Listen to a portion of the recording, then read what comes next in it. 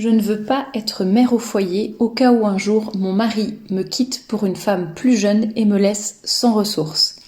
Bonjour et bienvenue dans ce nouveau podcast de Femmes à part, podcast dans lequel aujourd'hui nous allons parler des mères au foyer, de ces femmes qui choisissent donc de ne pas avoir d'activité rémunérée en dehors de leur foyer et donc de ne pas toucher de salaire, de ne pas cotiser pour leur retraite par exemple, mais de dépendre totalement de leur mari pour les revenus du foyer, pour être nourris, pour la mutuelle, etc.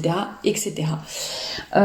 J'entends de plus en plus des femmes qui me disent, il y a des débats à ce sujet, de femmes qui me disent que c'était un peu irresponsable et stupide de ma part de parler, d'encourager les femmes éventuellement à rester au foyer ou en tout cas de parler de façon positive de ce sujet et de ce choix de vie, puisque à tout moment un mari peut décéder, un mari peut tomber au chômage ou encore peut quitter sa femme et pour une petite blonde plus jeune, n'est-ce pas?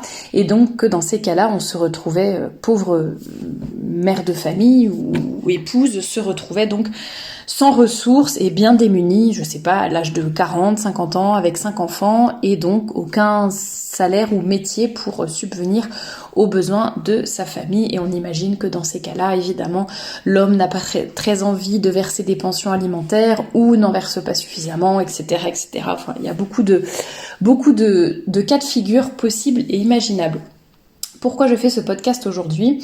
C'est pour rappeler quelques idées qui sont vraiment du bon sens pour moi, mais visiblement tout le monde n'en a pas, et répondre aux personnes qui sont un petit peu de mauvaise foi ou alors qui sont rancunières et qui refusent de comprendre certaines choses. Il y a beaucoup de femmes aussi, je pense que c'est un travers féminin qui en fait partent de certaines situations extrêmes ou de certaines exceptions afin d'en tirer des règles générales pour tout le monde et surtout qui jouent sur les émotions afin de discréditer tout un discours.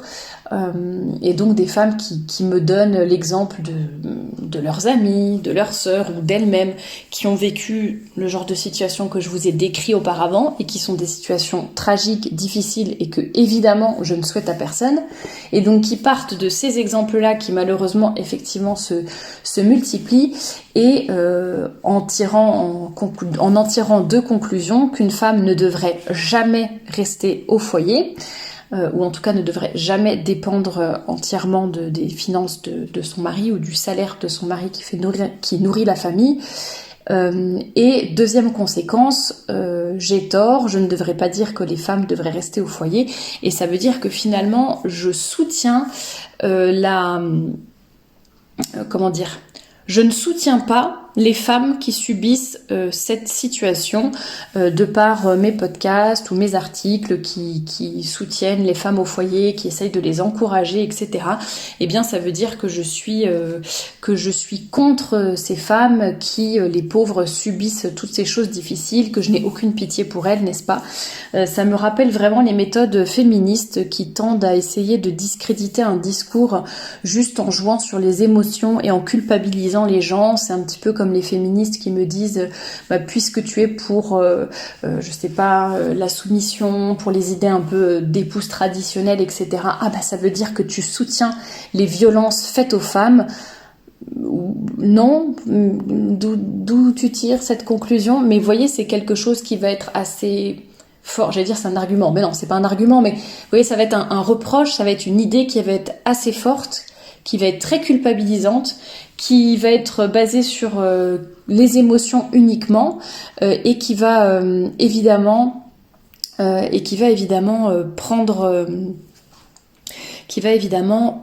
mettre la personne qui est en face de vous dans la conversation, la mettre dans un coin et la discréditer d'un coup. En fait, la personne ne pourra plus réagir, en l'occurrence moi, parce qu'on me met ça en face. Bon, évidemment, j'ai de la ressource et ça fait longtemps que j'entends toutes les choses possibles et imaginables, donc je ne me laisse pas déstabiliser par cela, mais c'est vrai que c'est assez désagréable sur le coup, et surtout, je précise quand même que ce sont souvent des personnes qui réagissent beaucoup avec leurs émotions, qu'on le veuille ou non, évidemment, les femmes sont beaucoup plus émotionnelles émotionnelles que rationnelles dans certaines de leurs réactions, ce qui n'est pas forcément mal en tant que tel. On a aussi besoin de nos émotions pour, dans la vie. Elles sont utiles, bien sûr. J'avais déjà fait un podcast là-dessus. Mais pour certaines choses, évidemment, ça brouille notre jugement et on perd notre sang-froid. Et ça se voit dans la façon dont les personnes me parlent, dont ces personnes laissent des commentaires ou des messages privés. Ce sont des personnes qui sont blessées par la vie, soit elles ont elles-mêmes expérimenté ce genre de choses, soit elles ont des personnes de leur entourage qui expérimentent ce genre de choses. Et c'est un peu comme si vous me disiez, ah ben non, étant donné, je sais pas, une femme par exemple qui se fait abandonner par son mari, dans ces cas-là, il vaut mieux ne pas se marier, le mariage ça n'a aucune valeur, le mariage c'est nul, même si on est catho, regardez, ça peut se terminer par un divorce, ou un divorce qui n'est pas souhaité par la femme, hein, bien sûr, disons que quand elle se fait abandonner malgré elle, bien entendu, et qu'elle ne souhaiterait pas du tout se retrouver dans cette situation, bien dans ces cas-là, c'est comme si je tirais la conclusion de dire ah bah non, faut pas se marier, ça sert à rien, vous êtes complètement stupide de conseiller le mariage, regardez comment ça se termine, à notre époque, vraiment, c'est pas du tout quelque chose qu'on peut conseiller, etc., etc. Bon, vous voyez, pour moi, c'est un peu le même genre de raisonnement.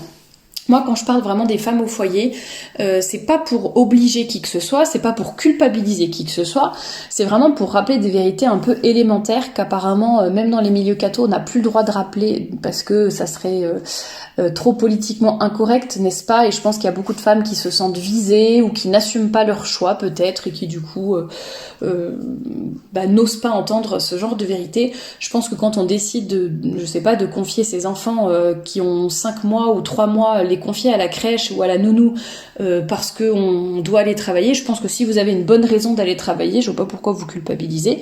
Par contre, si effectivement c'est juste pour gagner plus d'argent et pour aller au ski à Courchevel l'hiver et à Bali l'été avec votre famille, bon bah voilà, si vous culpabilisez, c'est pas ma faute.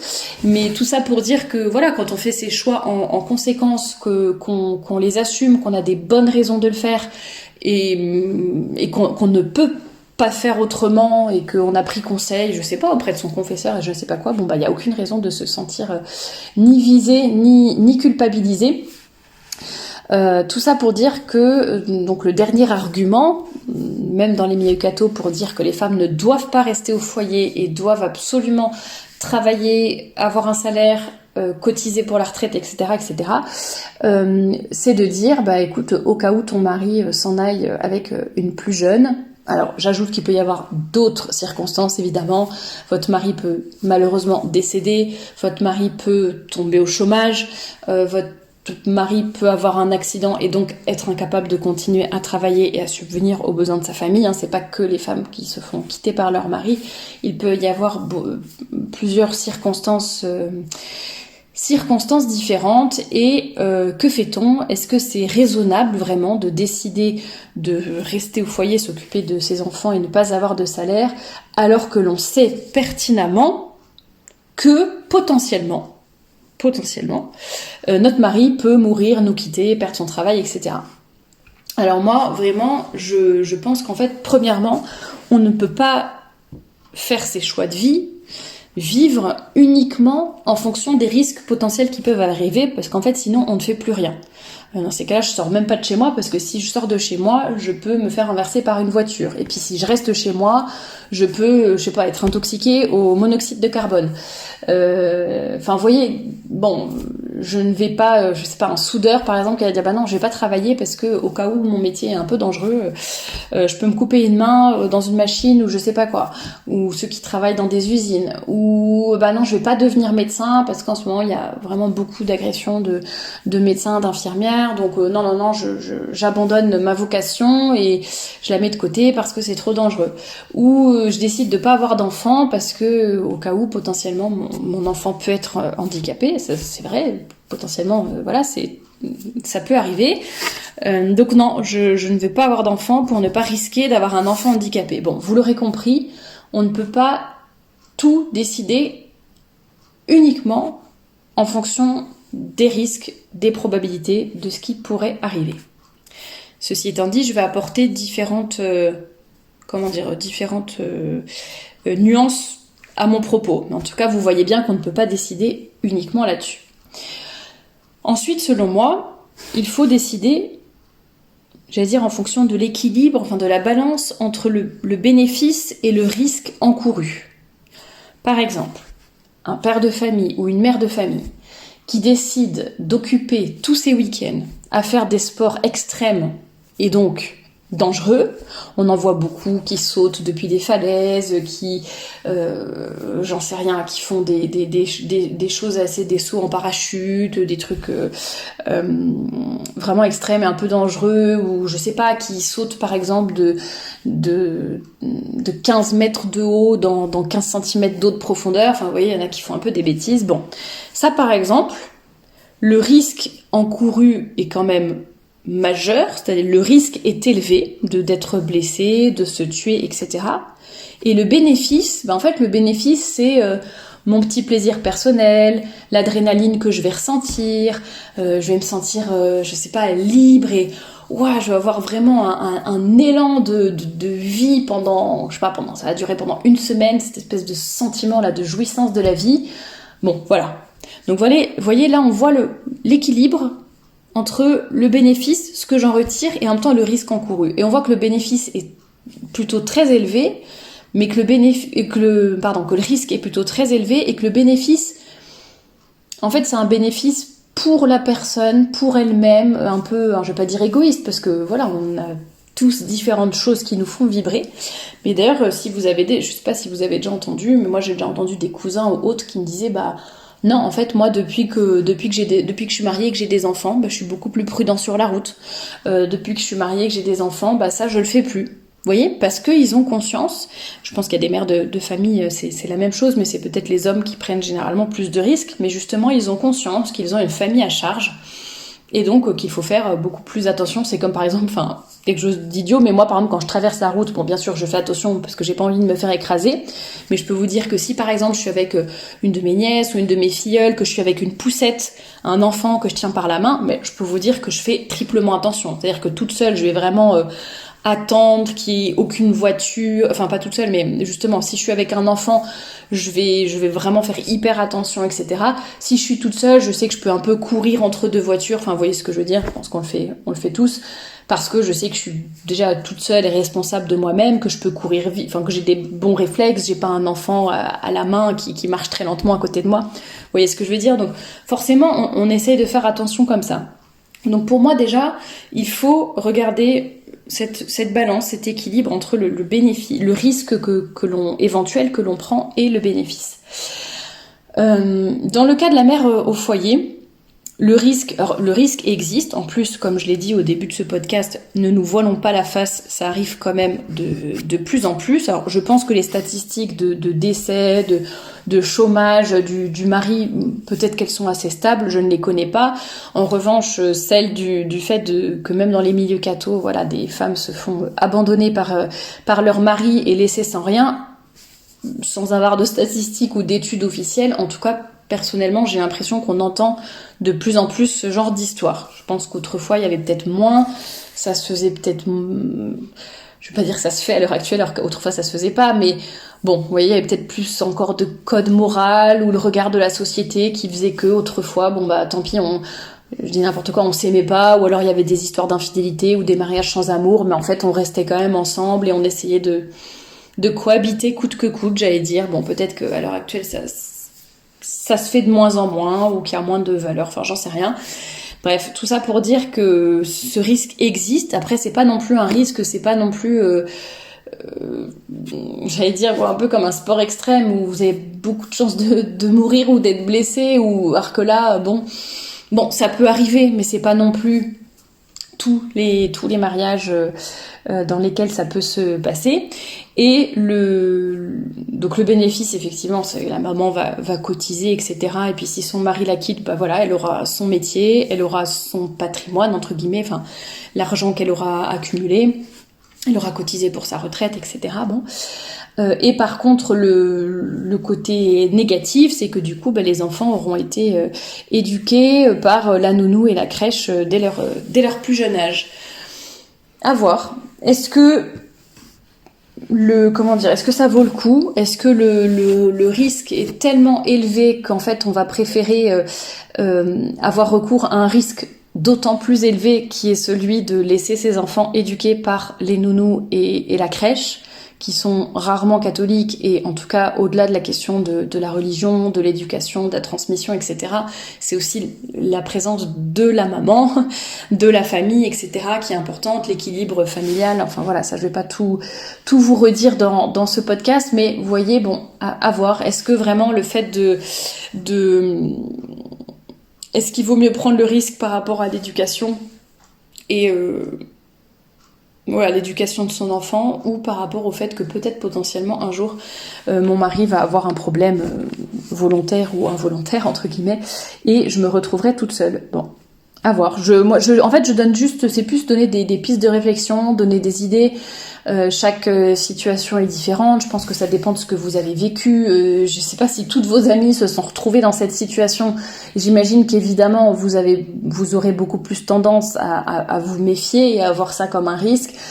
Si au contraire vous êtes entouré de beaux mariages et de beaux exemples, peut-être que vous vous sentirez plus rassuré de continuer sur cette voie de mère au foyer. Bon, voilà. Autre chose. Autre petite remarque, petite nuance, ça n'empêche pas, parce que j'ai dit tout à l'heure, ça ne sert à rien, enfin c'est pas forcément la meilleure solution que de poser des choix de vie uniquement en fonction des risques potentiels qui peuvent arriver. La nuance que je vais apporter maintenant, c'est de dire, ceci dit, ça n'empêche pas de prendre en compte ces risques. Ça n'empêche pas d'essayer de les limiter. Ça n'empêche pas de prendre ses dispositions au cas où ça arrive un jour. Ça peut être se constituer une cagnotte de sécurité, avoir son patrimoine personnel.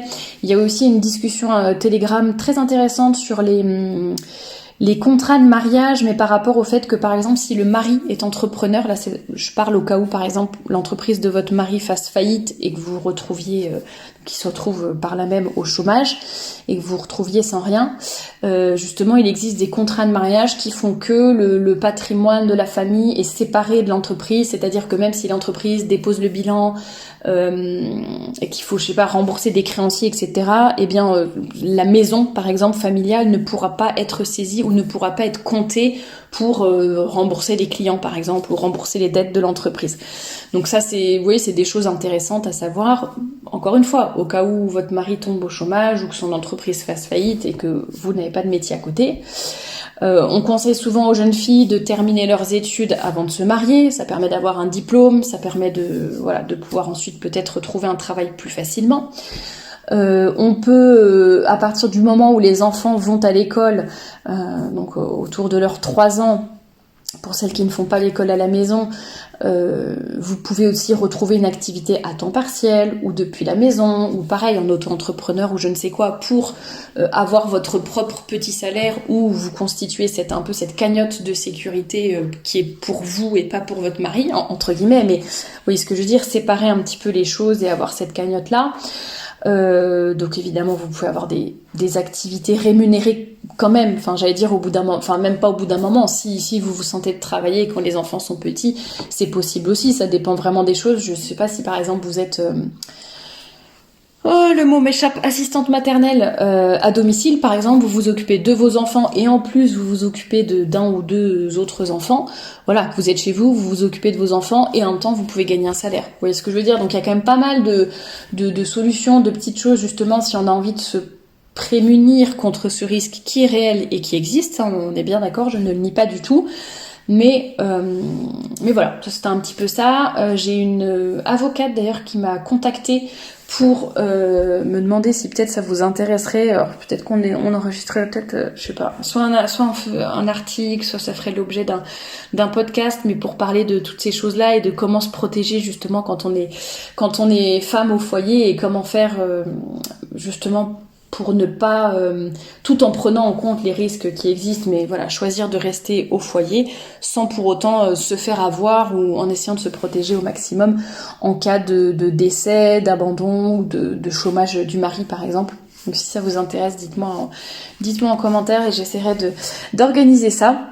Donc voilà un petit peu les pistes de réflexion que je pouvais vous donner. Et puis la dernière, bien évidemment, c'est que Dieu pourvoit. Alors ça peut paraître très facile à dire, surtout pour les femmes qui se retrouvent dans ce genre de situations qui sont extrêmement difficiles et qui non seulement déjà sont difficiles parce qu'il y a tout le côté émotionnel, affectif, etc. du fait de se faire quitter par son mari, bien sûr, si c'est le cas, ou si votre mari décède, etc. Bien sûr, déjà d'un point de vue humain, c'est super difficile. Et en plus, après, il y a le côté matériel où on doit penser à tout, on doit prendre le relais, etc. Et ce n'est pas facile, donc c'est sûr que c'est compliqué. Mais dans ces cas-là, généralement, on est soutenu. Il y a la famille, il y a les amis. Le bon Dieu nous donne ses grâces. Voilà, on n'est pas abandonné non plus. Et le bon Dieu donne en temps et en heure. Ce qui n'empêche pas, évidemment, ça ne veut pas dire qu'il faut papillonner, ne rien faire, ne rien prévoir, et puis être un peu, tête en l'air, trop insouciante, ne penser à rien et prendre tous les risques possibles. Ça n'est pas ça non plus, mais ne pas vivre uniquement en fonction des peurs et des risques, et se prémunir en même temps. Et voilà, un peu sur ce que je voulais vous dire. Et pour rappeler quelques idées simplement sur le fait de rester au foyer, puisque apparemment il y a des vérités qu'on n'a plus trop le droit de rappeler, mais c'est un peu l'objet de ces podcasts, donc j'en profite pour le rappeler. Oui, les enfants en bas âge ont besoin de leur mère et pas de n'importe quelle figure féminine ou adulte. Non, rester au foyer n'est pas synonyme d'ennui ou de déclin intellectuel. Non, c'est pas non plus synonyme d'être une profiteuse ou de vivre au crochet d'un tel. Oui, on peut être heureuse et on a le droit de choisir cette voie, quoi que vous disent les féministes, parce que, comme je l'ai rappelé dans plusieurs chroniques d'actualité récemment, c'est la femme est libre. Évidemment, la femme est libre de faire ce qu'elle veut. Cependant, le fait de rester au foyer est un peu un choix coincé dans les années je sais pas quoi, et on a le droit de s'en moquer quand même. Voilà, hein. Globalement, c'est ça les vidéos qui circulent des féministes sur la soi-disant liberté des femmes de choisir le mode de vie qu'elles veulent. Donc oui, on a le droit de choisir cette voie, et oui, cette voie demande parfois des sacrifices, mais en tant que parent, et d'autant plus si vous êtes des parents catholiques, vous devez de choisir le meilleur pour vos enfants. Je suis bien consciente que la société change, que la société évolue, qu'il y a beaucoup de choses au-delà. Là vraiment j'ai traité le problème sans aller à la source ni quoi que ce soit. Enfin là c'est plus sur les conséquences, sur le pansement qu'on peut mettre au cas où sur telle ou telle situation. Bien sûr il y aurait énormément de choses à réformer dans la société, sur la vision du mariage, sur comment on choisit son mari, sur l'éducation des hommes, sur l'éducation des femmes, sur plein de sujets, on est bien d'accord, mais là c'était plus pour un peu parer pas à l'urgence, mais disons à ce à quoi on peut penser déjà en premier quand on entend ce genre d'histoire. Voilà ce que je voulais vous dire pour le podcast du jour. J'espère que j'aurai été assez claire, que je n'aurai évidemment blessé personne. Je sais que ce sont des situations hyper difficiles. Je les ai vues de près également, donc je sais ce que ça peut être. C'est pas parce que je ne suis pas mariée que je ne peux pas comprendre. Et ça ne m'empêche pas justement de ne pas juger sur ces situations uniques et particulières pour dire que le mariage ça ne vaut rien, pour dire que être au foyer ça ne vaut rien. Non, pas du tout. Il faut quand même garder la tête froide, et tout en évidemment se prenant comment dit-on, prendre les mesures nécessaires, prendre les dispositions nécessaires afin de ne pas se retrouver justement piégé ou dans de mauvaises situations, ou des situations très délicates, et essayer de s'en prémunir au maximum si l'on peut, d'une façon ou d'une autre, et ensuite pouvoir agir en conséquence, mais sans pour autant vivre en permanence juste en regardant cette épée de Damoclès qui peut être au-dessus de nos têtes. En tout cas, j'avais déjà fait prier dans une newsletter pour toutes les femmes qui vivaient ce genre de situation horrible, et toutes les personnes qui m'écoutent, si vous êtes catholique, je vous invite également à dire une petite prière, ne serait-ce qu'un Je vous salue Marie, plus si vous pouvez, mais ne serait-ce qu'un Je vous salue Marie pour ces femmes qui se retrouvent vraiment dans des situations bien difficiles, et justement pour que Dieu leur vienne en aide et qu'elles sachent rebondir, c'est pas le mot, qu'elles sachent faire face en fait, tout simplement pour elles et pour leurs enfants. Elles qui n'ont généralement rien demandé, les pauvres. Voilà, je vous invite à prier pour elles. N'hésitez pas à témoigner ou à ajouter un petit peu vos arguments, vos propositions de peut-être de justement pour se prémunir, pour ne pas tomber dans le piège ni quoi que ce soit, peut-être gagner un peu de sous, ou voilà, si vous avez d'autres arguments, d'autres idées, n'hésitez pas à compléter ce podcast, les commentaires sont ouverts à tous. Voilà pour le podcast du jour et je vous retrouve la semaine prochaine pour une nouvelle chronique d'actualité. À bientôt!